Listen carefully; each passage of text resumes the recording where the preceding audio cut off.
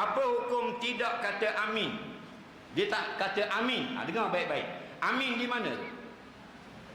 Amin banyak. Amin dalam semayang tu imam, amin doa lepas semayang, amin di mana?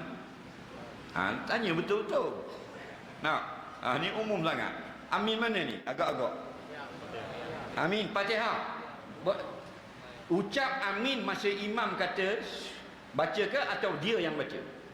Kena tanya pula. Imam baca, kita tak kata amin, kita diam je, sah semayang. Kerana makmum mengucap amin bersama imam bukan rukun, bukan wajib, bukan fardu. Faham? Bukan syarat sah salat, tapi sunat. Apa makna sunat? Ma yusabu fa'iluhu wa la yu'aqabu tarikuhu. Siapa buat dapat pahala, tak buat tidak berdosa. Tetapi rugi yang sangat besar. Apa ruginya? Allah tak ampunkan dosa dia.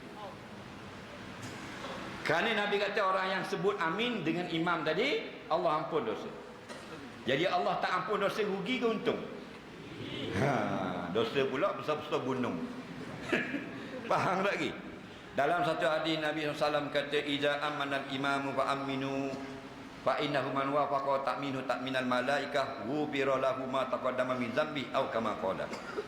Apabila imam berkata amin, maka hendaklah kamu ucap amin. Faham?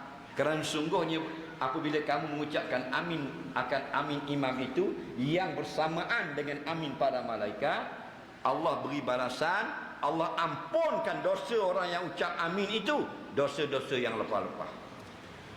Dosa kita lepas-lepas banyak tak? Tangan pegang awet, dak kahwin ni pegang dah. Mata tengok kopek. Tengok punggung orang puang deg-deg. Faham?